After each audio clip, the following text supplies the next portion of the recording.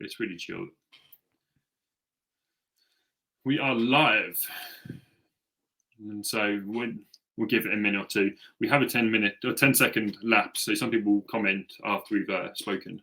But I don't know why I always mention that, but then kind of 10 seconds later I realise it doesn't matter. Yeah. Anyway, if you are joining us and you are here already, please say hello. We won't get started straight away. We'll give it at least 30 seconds just to give people a chance to join. If you are here, please come and say hello right in the comment section on LinkedIn. We should better see this, Nick. You should see this section to the right hand side. Yeah, well, yeah. And if anyone's wearing a Christmas jumper who's watching, I hope I'm not the only one rocking my Christmas jumper. So, I mean, you could give me a Christmas jumper, tell me what's on it. Yeah, sorry about that. I thought it'd be a surprise. No, you just outdone me now. I'm rocking in November though. You still got my bit going on. Solid, absolutely solid effort. I've done it once. I swore never again, but maybe you can inspire me. Yeah. At least I'm doing mine in the correct month. You're 2 days early. Never too early for Christmas in our house. Actually, I believe that as well, Nick, for some reason. Yeah.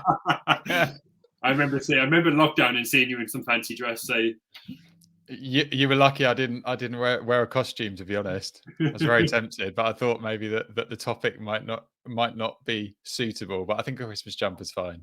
I'm sure if people tell me in the comments if they think it's too early.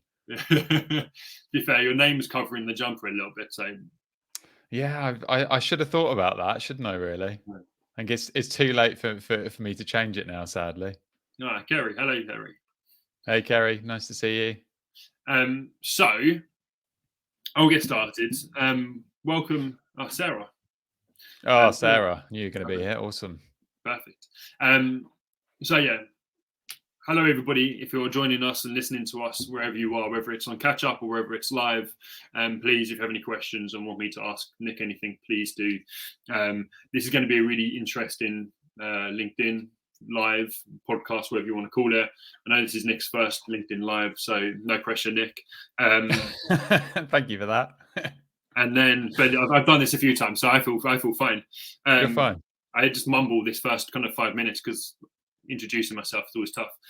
But this is going to be obviously a vital topic, one which probably many people resonate with, and an area where if we can talk about it, give some tips and try to understand how we can create better cultures, I think it's going to be vitally important for many people, especially many managers and many CEOs, business owners. But before I start and can begin quizzing Nick, I'll introduce myself. So my name is Richard Turner. I'm the Director of Employees Health. I know majority of people probably follow me already on LinkedIn. If you don't, hi. Employees Health is a workplace wellbeing company. We try to help people improve their overall wellbeing and health through education activities. We have a variety of different services around those. We also help companies on a consultancy basis, helping on a one-to-one specific area, as well as the HR support within wellbeing, as well as a 12-week behaviour change performance health and wellbeing program. So if you would like to know any more about that, please let me know. But that's my sales pitch done. Get it out of the way, and then we can get more into the fun stuff. I'm lucky enough to be joined by Nick, who has a very interesting story, very interesting background, and I'm looking forward to getting his views on this topic, and from lived experience and from the education he also supplies to companies. But before I kind of spoil his introduction, Nick, hello, how are you doing? Hey, Richard. Really good to be here. Thank you for having me. I should say, although it's my first LinkedIn Live, I've done a fair amount of camera and media work. So I hope that's going to serve me, but we'll soon find out. Yeah, delighted to be here. Really great topic as well that we're going to be getting into today. Yeah, probably serve you better than my mumbling. So, mate, you'll probably smash this. I might ask you to start presenting them for me instead. We can come to an arrangement. But yeah, Nick, give me a bit of introduction about you and what you, who you are, what you do. Yeah, so I'm Nick Gemetta, also known as Fancy Dress Dad. If you're interested, Google it, because we're probably not going to get into that today. And I'm the founder of Stories Matter. And Stories Matter is a business that's set up around telling stories. And the reason I want to tell stories is because I want to unlock potential for individuals and for teams. And I do that in lots of different ways. It's, you know, similar spaces to you, but also complementary. So I do a lot of coaching, speaking, and consulting, and I work within the technology arena and also the wellbeing arena. And those two things sound dissimilar, but actually they come together in a super powerful way. And you know, I'm really passionate about changing the narrative on how we think about well-being, how we optimize well-being, and how we move past some of the more negative associations with mental health, and how we lean into building great cultures and creating great human beings within those cultures. Yeah, wicked. It's going to be an interesting conversation then, because we're both on that kind of same path, right? To help people take that power for themselves, and how we can help businesses create that and support their employees like that. Massively. And you know, we're going to come onto it, but I really believe that the responsibility for so many of these topics is it's two sides to the coin. Yeah. There's a lot that individuals can and should do. And there's a hell of a lot that organizations can do. I'm not going to touch on what government should do, because I always think that's probably stepping into dangerous territory. But for me, it's about the individual and the organization. Yeah, I come from the same angle. We have to do something for ourselves, but businesses are there to support, and they're there to signpost and educate.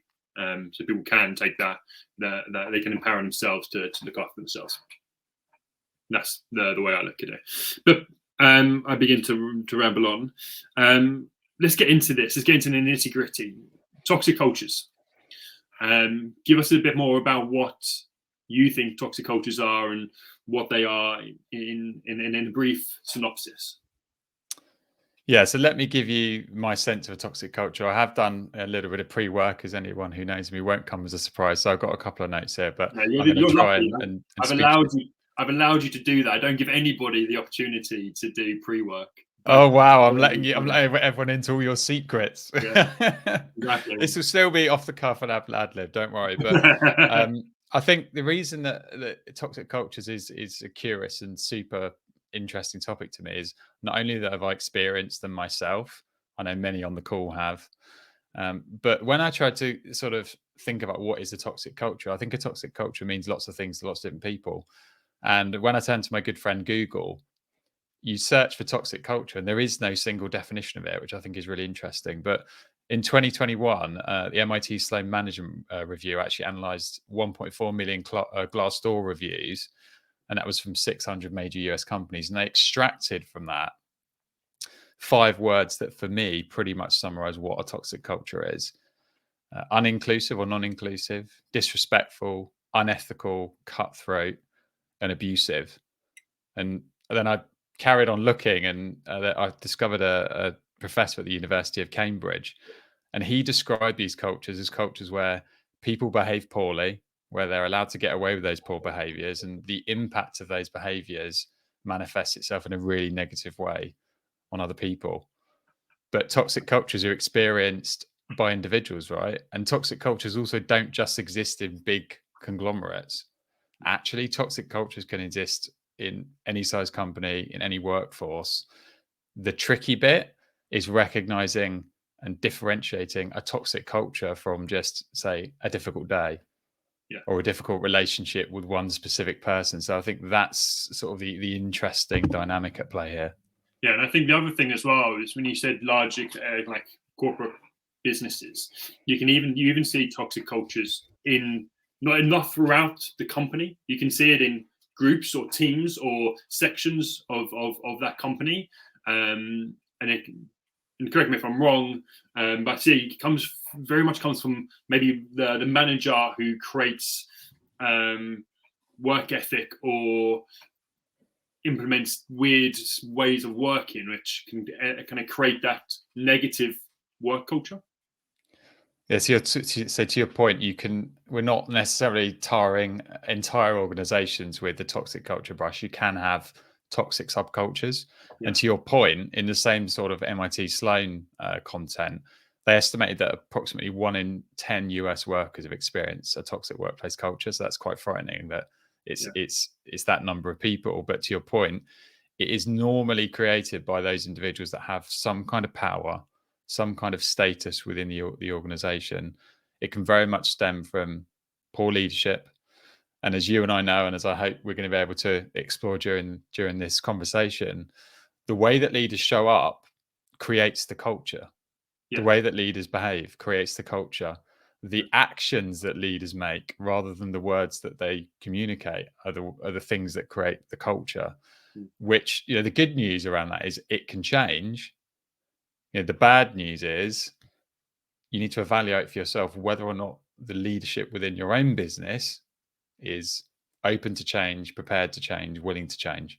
Yeah, and that's I see that a lot. Speaking to different people, trying to create better well-being within businesses, and it's our people aren't that way minded, aren't that way. They're never going to change their viewpoint. We're expected to be on call, on call, 24/7, answering emails, wherever it is, or the expectations are too high, wherever that might be, all the time, and it is weighing that up, isn't it? Yeah, look, I very much believe in be the change that you want to see. And I think all of us, to my earlier point, have an ability and a responsibility to show up in a way that protects our well-being, but that also demonstrates the way in which we want to work. And you and I and many other, amazing businesses out there are trying to support organizations that are trying to change that, because I think organizations are waking up to the damage that these types of toxic cultures can do. Some leaders just may not be aware that their behaviors are being perceived as toxic. So I think a lot of the solution in this does come back to some fairly simple principles. Things like, let's create cultures that embrace and support feedback. Let's get back to a bit of radical candor and transparency. Let's enable our teams to feed up as well as down. Let's train our leaders to be better coaches. I don't think necessarily that the root causes of toxic culture are necessarily that hard to fix, but it does start with a willingness and a belief and an appreciation that those things are happening. Yeah, I think willingness with the term. I was going to make a point of what happens if you've got people in the business who just don't care. Like, some people just don't care, and they want their people to work harder. They don't care about this new way of work and the way that culture makes a difference. It's not open to it, and their willingness to change and improve isn't there. I mean, in those businesses, I see that there are a few very limited options. It's either that those businesses see conversations like this and recognize that way of working is not going to be the way of working that's going to attract future talent. You're not going to retain your best talent. Individuals will start voting with their feet.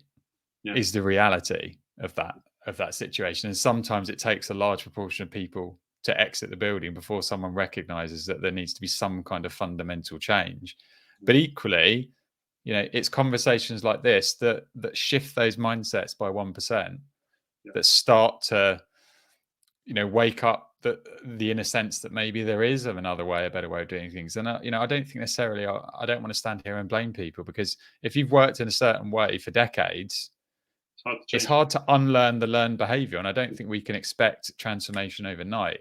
What I hope these conversations do is provoke challenge and provoke discussion and conversation about, actually, maybe there is a better way of doing things. Maybe we can deliver and derive more positive outcomes if we actually start to lean into some of these problems. Yeah, no, I think you make a point. If it's just these conversations and conversations you have and the conversations I have, just make a slight change and get people just to be a bit more aware, that might begin to change that willingness to learn, to change, and make those improvements as well. So yeah, I think you're spot on. So you said, obviously, you've experienced toxic cultures. What did you experience? Obviously, you don't need to say where, because that might just end badly. But what have you experienced it more than once? And then did you see a difference within those? Yeah, let me talk to my own experience, and I think, from sharing my own experience, I've connected with some incredible people trying to change the narrative, just like I am on this. So Sarah Carr, who's on the call, Amy Polly, and I think there is a shift in toxic workplaces, and I want to play my part. But so much of my passion and purpose around this comes from that lived experience, and I've experienced it, I think, twice, ironically, both in larger corporates. Mhm. I can't necessarily point to evidence that would tell me that the entire culture of the businesses I've been in were toxic, because sometimes it's quite difficult to get a sense of the culture beyond the four walls. But certainly I've experienced toxic subcultures, and if I look back to our earlier conversation, how much of that was driven by my leadership, I'd say almost all of it. Mhm.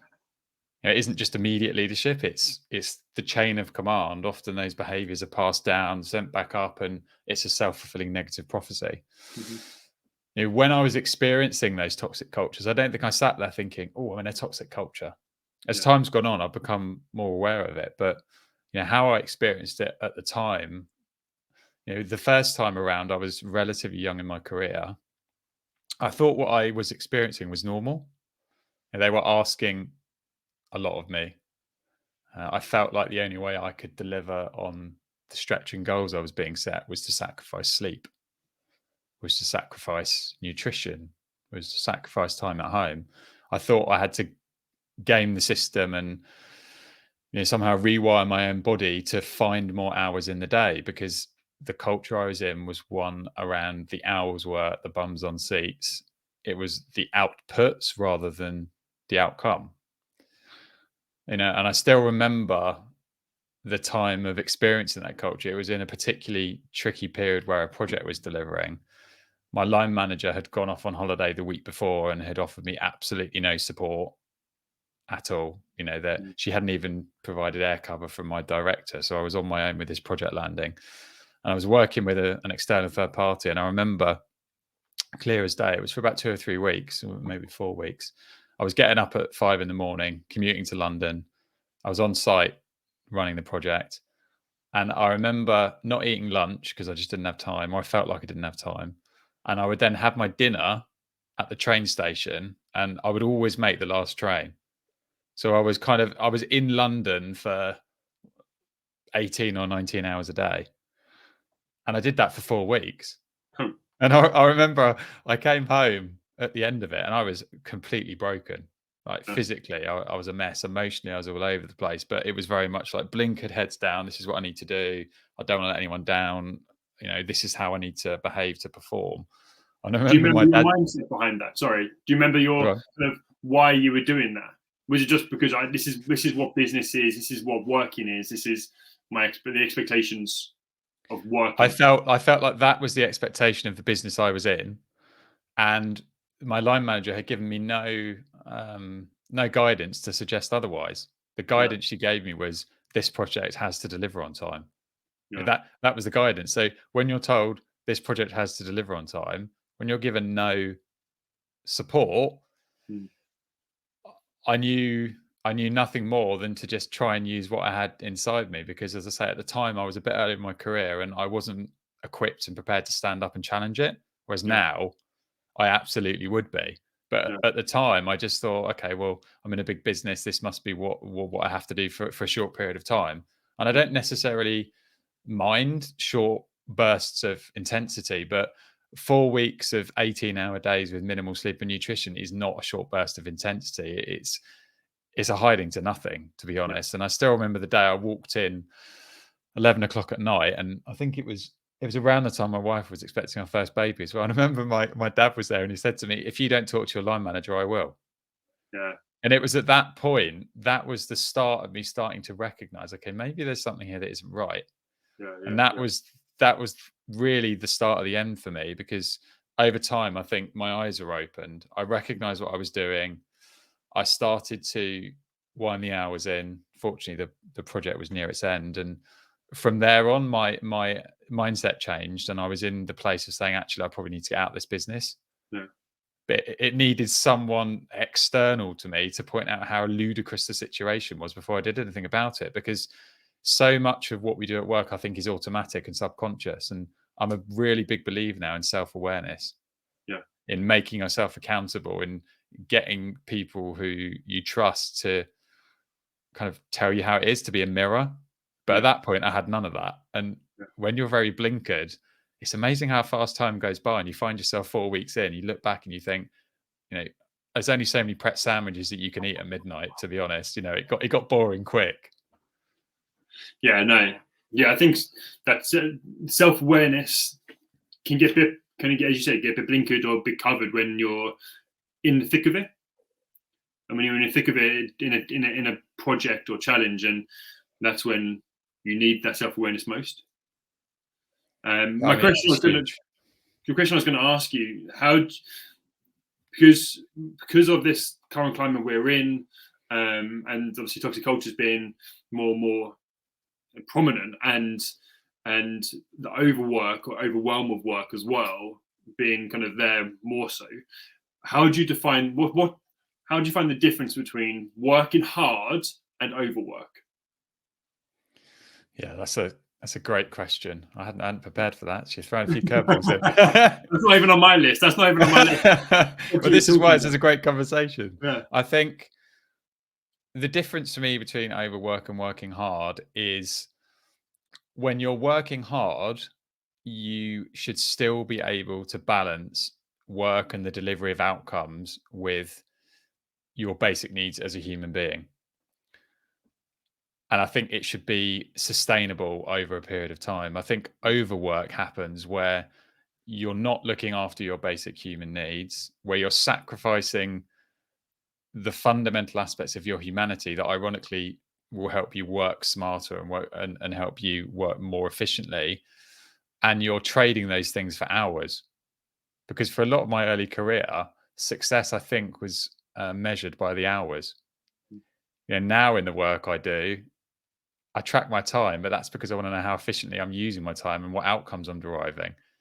I'm not about the hours I work now. It's about what I'm achieving. It's about the results that I can measure and I can point to. I can say, well, based on my intention and effort, this is actually what I'm delivering. So for me, it is very much about striking the balance, delivering the outcomes, but not letting the basics slip. Don't let your nutrition slip. Don't fall into the trap I did of thinking I'm in the 0.001% that can get by on 3 or 4 hours sleep. So I just can't. I know. I don't get it. Conversation. Well, obviously one of the bits I cover is sleep, and you kind of go, who's getting 8 hours sleep, and you get a couple of hands up, and then you get who's doing 7, who's doing 6, and you're like, more and more people are doing less. I'm like, there is no proof or no research anywhere that says you can get by on 6. I don't know who's told you this, but it's a human need, right? It's like Maslow's hierarchy of needs, and it's that bottom piece, isn't it? And I think, as you said, when you're overworking, you lose the sight of the key parts of that Maslow's hierarchy of needs. But when you're working hard, you've got that in place, but still working towards achievement. Yeah, and I think the language is massively shifted in more recent years to recognize that when we optimize for well-being, we actually optimize for peak performance. So we serve ourselves way better over the longer term when we work hard on a sustained basis. And I'm just looking at the comments. Michelle, thank you for that comment, Michelle. I think she summed up my own experience perfectly, because I've only sort of touched on one experience, but the second experience I had, which was probably even worse than the first, was very similar. Michelle said, you can't see the label when you're inside the jar.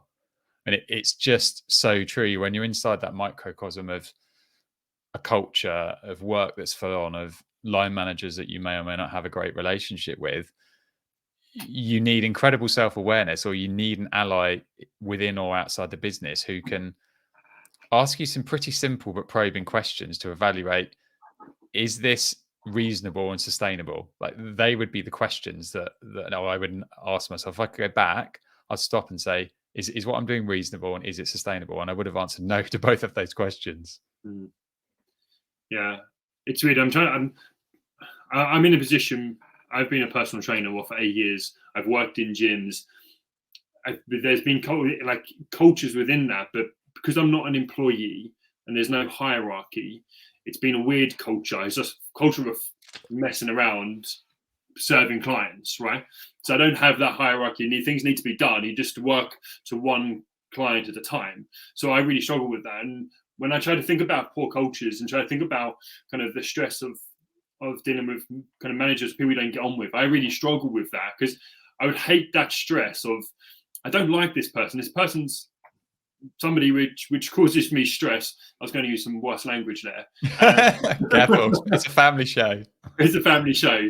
A person which I maybe don't get on with and isn't a nice person, let's put it that way, polite way, to see that person once a day or every day, or have to have a meeting with that person as your line manager, must be super stressful, and that must kind of perceive itself in different ways within both your mental health but the physical health elements of it as well.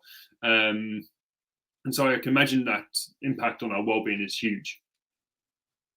Yeah, I mean, let me sort of touch on and answer your question with another kind of experience, which is a bit more recent. So start of 2021, I found myself in a culture that had actually shifted over time. So to begin with, I really didn't experience this, but I think it was a lot down to the line manager. And at times I thought we had a good relationship. At other times I wasn't so sure. It's Sarah Carr and I, who's I know watching this, had talked about this before. And this term gaslighting is something that until recently I hadn't considered. And interesting fact, gaslighting has been named the American English Dictionary Merriam-Webster's word of the year. I mean, that tells you, if gaslighting is the word of the year, that tells you something, because that's what was happening to me. There was manipulation happening in the background that I wasn't really aware of until it was too late. And then I questioned everything, and the impact of that, which had built up over time on my mental and physical health, was devastating. I wasn't sleeping. I was having constant stomach cramps. I was having a lot of headaches. I wasn't eating, which for me, I'm quite slim. You probably can't see, but that's a big problem when I wasn't getting nutrition in.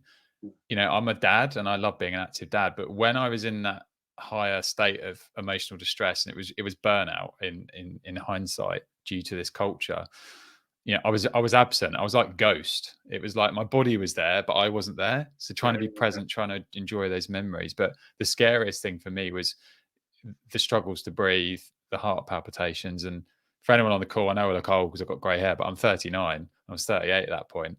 Having heart palpitations is scary. When you stare into your own mortality, even though they were in the end caused by the anxiety and the stress, it doesn't stop your mind thinking the worst. And it was at that point where the mental health and your physical health, they come together. I hate this distinction between the two. My health was suffering. The only thing I could do was get help. I built all the coping mechanisms. I did the exercise. I was doing all the things, but because the trigger was something that was out of my control, the only thing I could do was to try and step away. And that's when I phoned the doctor and I got their help. And it was the single most important decision in my life, because it would set me on a trajectory that would eventually lead to me talking to you. Yeah. But, I still remember that moment of picking up the phone and the relief just to know there was someone that would help me, that would listen to me, There's that a way would out of be it. in my corner, that there was some way out. I mean, it was temporary to begin with, and I was still having to have conversations with the line manager for whom the relationship was incredibly difficult. And the irony of all that is it actually spiked my anxiety even more just to even have a conversation. And it's, that is a position that I don't believe anyone should be in, irrespective of whether or not there might be performance concerns or behavioral concerns, unless the behaviors are, extreme. Just because somebody might not be showing up 100% of the time in the right way at work and maybe not performing to the levels expected, the behavior I've just described, I don't think is right. I don't think it's an empathetic way to treat people, and it's not a human way to treat another human being. It doesn't need to be like that, in my opinion. I want to dive deeper into the term gaslighting. Gaslighting. I heard this term last year, but I want you just to give a real life example of what that is for the guys on the call, and how you experienced it, maybe. Yeah, sure. And Sarah, I can see you on the call. I know you want to drop a comment in. So gaslighting, just so we can get clear on the definition, is to manipulate someone to the point where they're questioning their own sanity, memory or their perceptions. Mm-hmm. So, it's quite surreptitious. It is psychological in nature, although, as I've described, the impacts can be very physical and can feel very, very physical. I think in my specific example, I think the way in which that manifested itself was inconsistent feedback about the way I was performing. Okay. And normally performance is relatively consistent. So, I would get feedback that, I was a real asset to the team and that they were delighted with where I was going. So that pumps you up. And then I would hear kind of surreptitious corridor conversations that weren't always directly with my line manager, but seemed to have originated through that individual at some point, that maybe there were concerns. I'm thinking, well, nobody's addressing this with me directly. So am I to believe that there's a problem or not? And then all of a sudden it would get back into like really great territory. And then I'd have a one-to-one with the line manager and 95% would be great. But then the end of that session would be the 5% of, oh, but you need to look at X, Y, and Z. So because of the lack of transparency, it very much got me into this loop of, well, am I performing? Yeah. Am I misremembering what I've been delivering? Am I evaluating the feedback from other people that are telling me that all's good in the wrong way? Am I screening out anything, all the negatives, and just seeing the positives? And I can see, if I could just maybe read out what Sarah's just written. So gaslighting is one of the worst feelings. You almost don't know it's happening until after the fact. That was exactly what I found. Even worse when it's from a leader, someone who is supposed to bring you into better things and who you're supposed to trust. And then she's ended, the stories I could tell. Yeah, no, it's good. I think it's, as you said, like you don't know it's happening until after. And for a lot of, it's similar to burnout, right? You don't really know it's happening until till, as you said, your stepdad or your dad went, if you don't speak to your line manager, it's that ability to self-reflect on it.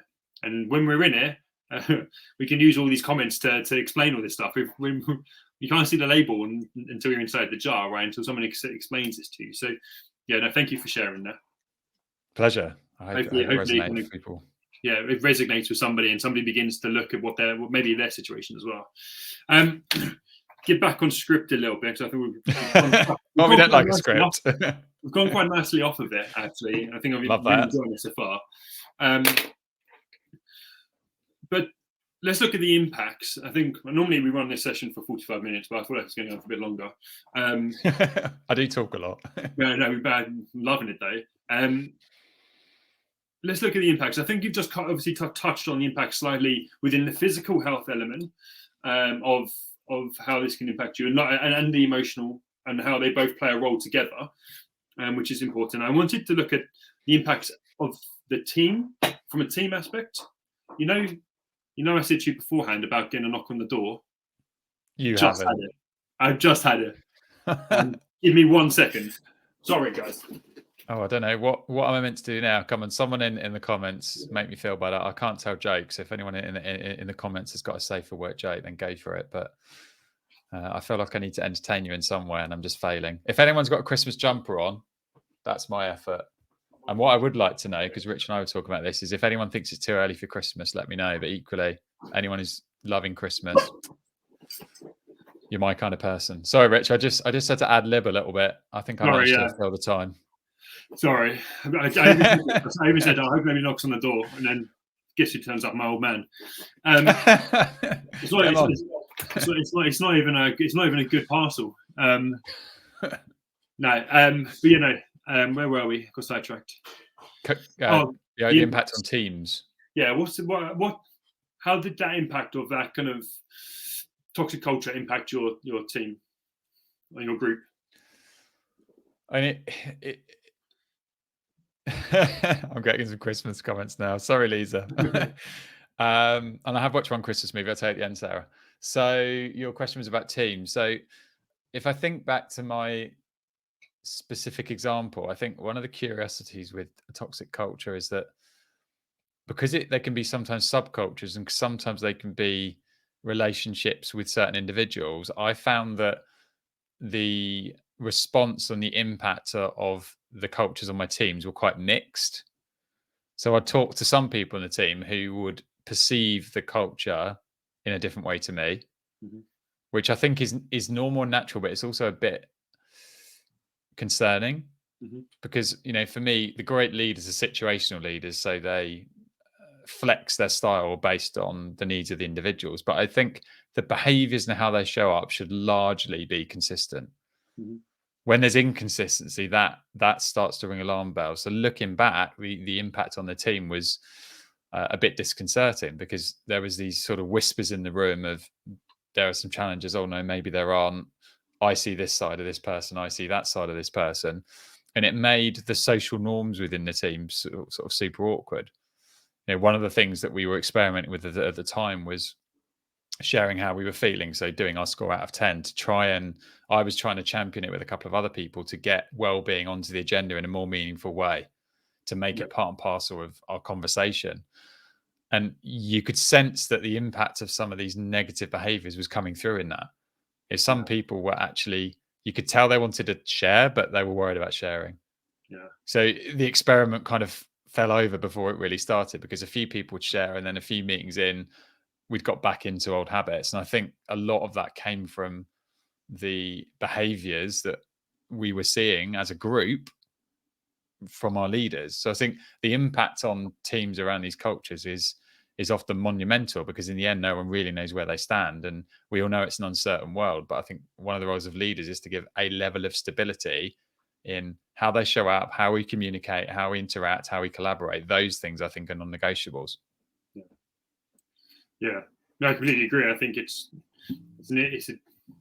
was different to where I thought it was going to go with it. But Where did you think I was going to go out of curiosity? Kind of maybe the performance of that team. But it's interesting how you went down the consistency and how actually different people saw it differently. So maybe that management style suited some people compared to suited other people, and how that impacts the group as well. And then you'll probably get within that separate teams of kind of, this is going really well, this is going really badly, and then you can see how that interacts within a team as well, and ultimately plays a big role on both teams' well-being and the performance of the team and the company. Yeah, I mean, what you've said, I think neatly complements what I shared. If you have those inconsistencies, if you don't know where you stand with your leadership, it impacts performance. Why? It impacts individuals. It impacts individual performance, which ladders up, but it also impacts the way you work. It impacts relationships. It impacts the transparency and speed of your communication. It impacts how easily you can bond with each other. So it's like a pack of cards. It all falls down, and at the top of the pack of cards is the performance. So it's no wonder that when all the things below it haven't got a level of stability, that performance is the first thing that starts dropping.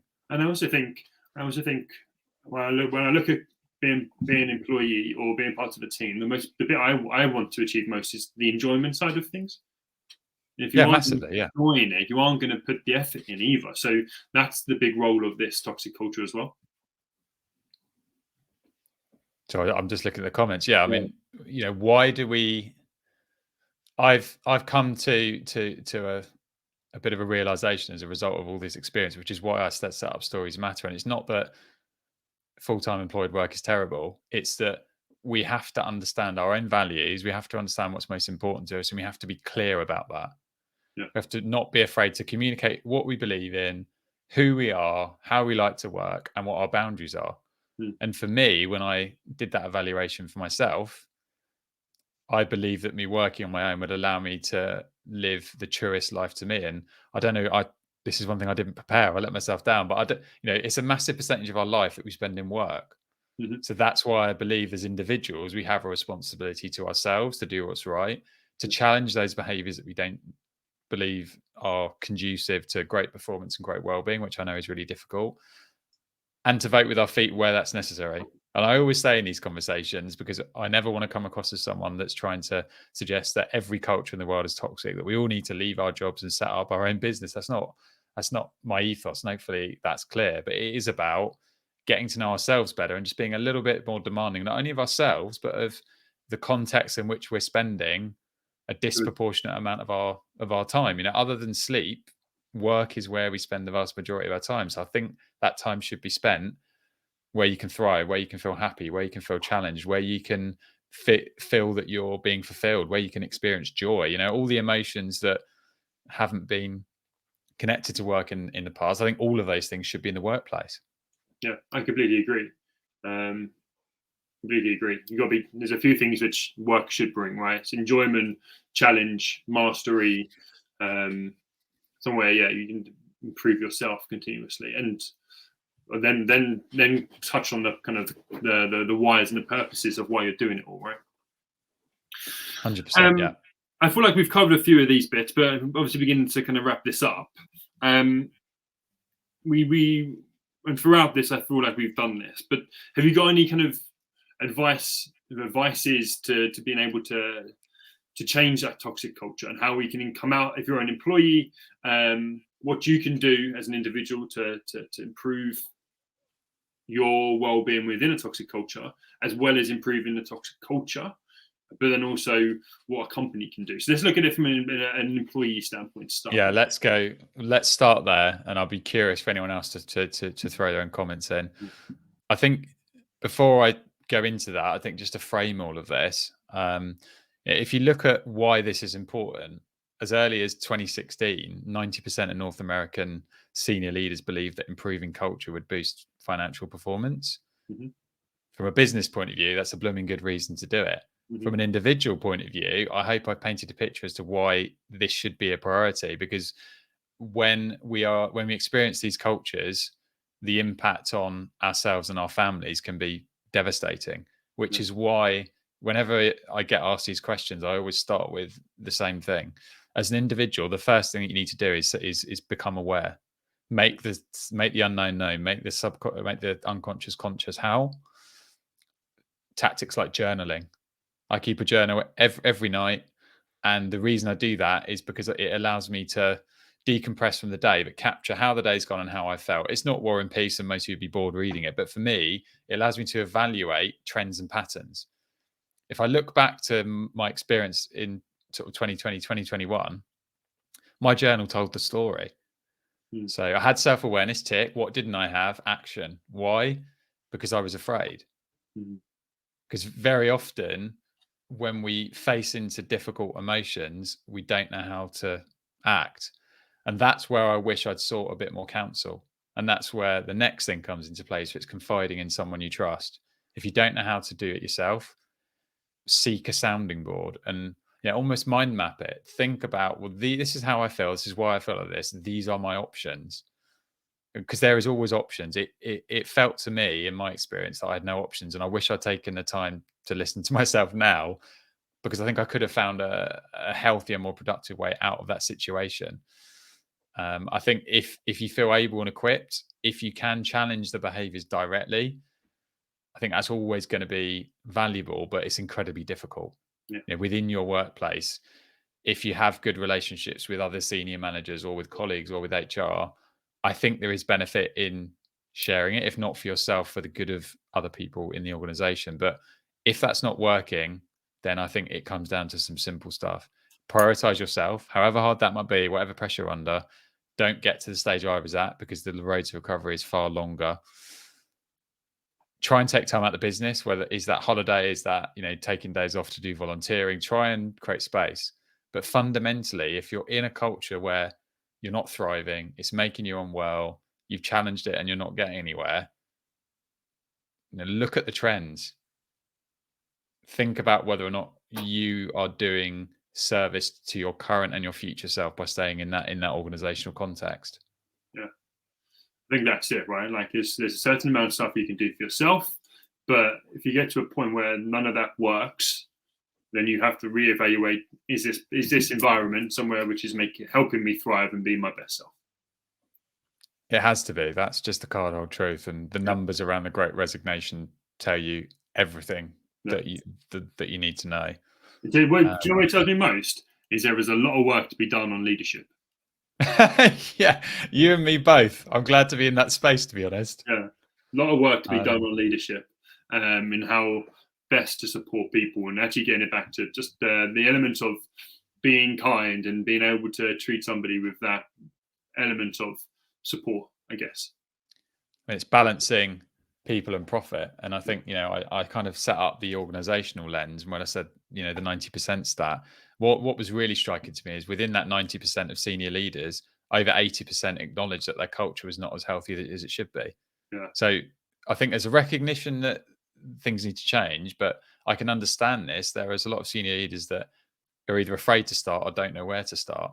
But I think there are some simple starting points for any leaders that are listening that believe their cultures may have some of these characteristics. It starts in the same way as an individual: awareness.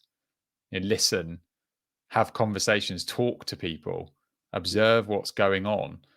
You can't solve a problem or create an infinitely better solution until you observe, until you listen, until you look at your data, look at your analytics. Once you understand that, the responsibility is on you. It has to start with the values of the organization and the behaviors that you role model as yourself as a senior leadership team, and what you expect of your managers and your leaders. And that won't happen overnight. But very often when you see change at the top, it gives you hope. Yeah. It's to change the behaviors of leaders with ingrained behaviors and ways of doing things. It might need personal development plans. It might need training. It might need a shift from managing to coaching. It might well need to move some of those people on to different opportunities. I'm definitely not in a place of saying that toxic cultures mean that we're going to stick with all the people that we've got and we're going to work them to the bone to shift their mindset. It might just be that the individuals in the organization that aren't the right fit, and that splitting that out, going our separate ways is a great thing to be doing. But it all starts with awareness and then taking some kind of action to demonstrate an appetite for change. Yeah. I think the thing we keep going back to is that awareness and reflection, and understanding that you can learn and improve. It's that growth mindset, right? Being able to improve on what you're doing to become better. And if we continuously try to be better, we're always looking to improve, and people understand that at that point. I mean, they're the cultures in which I love working. They're the organizations I love working with. But equally, you and I know there's plenty of work to do with organizations that aren't quite there, but that just have that.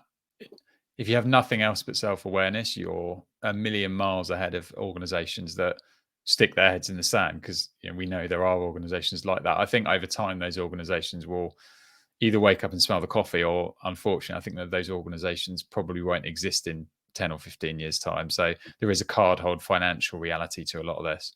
Yeah. And there's one more bit I'm going to add to this, and I don't know if you're going to agree with it or not. I'm going to throw here it we out. go. Controversy. Controversy is probably another whole LinkedIn Live, but the element of, I feel in this new generation, people can be so me focused rather than group focused, and actually understand that performance from a group and performance as a team comes from team, doesn't come from I. And so as a leader, understand that role of your people and understand the role of the team on your performance and achieving what you're trying to achieve. Oh no, I completely agree with that. I mean, I would add that a team is made up of individuals. Yeah. And so therefore, getting the best out of a collection of individuals will give you a group that is greater than the sum of its parts. Yeah. The key to that for me, and I've said it a few times, is leaders or managers need to understand how to be coaches. Yeah. And I genuinely believe, I know it sounds trite and simple, but it's true, because a lot of managers have grown up with very outdated views of what management is. They've been trained in the wrong behaviors. A coach is there to probe, to ask questions, to challenge the individual to take more responsibility. But fundamentally, a coach is there kind of in your corner. Yeah. And you grow together. Yeah. And when you have that coaching mindset, you can scale that across individuals and across teams. And over time, you will see and you will feel the change. Yeah. But to your point, it is much more about groups of people rather than the people themselves. But one thing ladders to another, so I'm not sure you can necessarily cut it quite that cleanly. Yeah, you make good point. So last two questions. First question, what do you do for your own well-being now? What do you do to make sure that you are not overworking, putting yourself first, etc.? I mean, I could give you War and Peace. I'll give you my top three. I exercise regularly. So I try and get to the gym, but exercise can mean whatever you want it to mean. I've just taken up a new sport called pickleball, and this is a great opportunity to promote it because it's an awesome sport. I absolutely love it, and you should give it a go. I make sure I spend time with my family, and to do that, I try and get rid of my devices, because I find that otherwise I just can't be present in the things that will only happen once for me. And for you, it might not be family, but friendships or support networks. You need to surround yourself with other human beings, because that's, we're designed by nature to want to connect. And the last thing, I'm not going to take the whole model off, because if I drop it, I think you'd see me crying on LinkedIn Live. Lego. Yeah. So I've got the Millennium Falcon 1300 piece Lego there. I'm currently in the middle of the Thanos Infinity Glove from Avengers. My son's just got the Sonic Lego, which I'm so jealous about because it's freaking awesome. They're the things that help. The Lego in particular is so fundamentally different from my day job, and it's a very mindful activity that I just get lost in it, and everything else is just background noise. Yeah, I love that, and I love exercise was your first thing as well. Coming from my background, I think people. Yeah, I thought you might. Yeah, but the Lego piece, I keep looking to get like one of those Lego heads which you can build up and just have a mindfulness action, right? Massive. So I might get one for Christmas. And then the last one, top 3 tips, top 3 take-homes from today's LinkedIn chat or our chat today. Yeah, look, love the chat. You plugged your LinkedIn, so I'll do mine. Follow. Yeah. I'll do that tomorrow. I'll do that at the end. Oh, you're doing that anyway, just in case. So my top three takeaways, I think, change only happens when you start with self-awareness. Mm-hmm. It has to start with self-awareness. You have to find a way. You have to figure out your habits and your routines to make the unknown known within yourself, within your teams, within your organization. I think that applies you pretty much universally. We have to start with that. Mm-hmm. I think the second takeaway for me is that organizations need to shift their leadership cultures towards coaching. We have to bring more humanity into the way we lead. And I really believe that situational leadership, compassionate leadership are how the organization of the future are going to be built. Mm-hmm. It's where those people are going to vote with their feet, as I already said. The third takeaway, based on where I've come from, is that if work is making you unwell, it's not the right place for you. You don't get to the stage where I did, where it took me having heart pains and inability to breathe to think I might want to do something about this. So the self-awareness piece is great, but I suppose that third bit is about you've got to take the action that's right for you and or right for the business that you're in. Yeah, that's brilliant. 3 great points, and hopefully I think throughout this we've showcased the importance of all of those points. Thank you for joining me today, Nick. Give me a bit more about where people can find you and what you can do to help companies. Yeah, awesome. So I'm on LinkedIn. I'm building a network of empathy and kindness and empowerment. That's how I met Rich. I'm also going to plug something that I'm working on with Sarah Carr and Amy Polly. It's called Bad Human. It's probably the first time it's been discussed, but we're trying to build a community orientating around how individuals can share their experience of toxicity and how we can start to change that, both for individuals and within organizations. If anyone out there needs a speaker that wears way more than just Christmas jumpers, because I do a hell of a lot in fancy dress, I'm really about developing the human skills of individuals and teams. And that's where I get the most joy. And to think I get the opportunity to do that based on what I've shared earlier, it demonstrates to me that, you can be like me. You can find a way to transform even when you're in pretty difficult circumstances. And just, Rich, thank you, because this has been such an awesome conversation. The time's flown by. Yeah, it really has. I can't really loved it. Basically an hour and 10 minutes over work. But no, I really enjoyed it. Thank you for your time. Thank you for sharing all your knowledge and being able to showcase that for both of our kind of contacts and connections. I will record this. This has been recorded. It will be going on YouTube, so you can use it whenever you like. But thank you again. Awesome. Thank you guys for the comments and being part of this. Such great comments and such great insights. So thank you again. The next one at the moment is actually with your next conversation panel host, Ryan Hopkins. Oh, amazing. Love Ryan. In January. So yeah, we'll keep an eye on that. Otherwise, everybody have a lovely Christmas, and we'll speak to you all soon. Have an awesome Christmas, everyone. Thank you. Cheers. Bye-bye.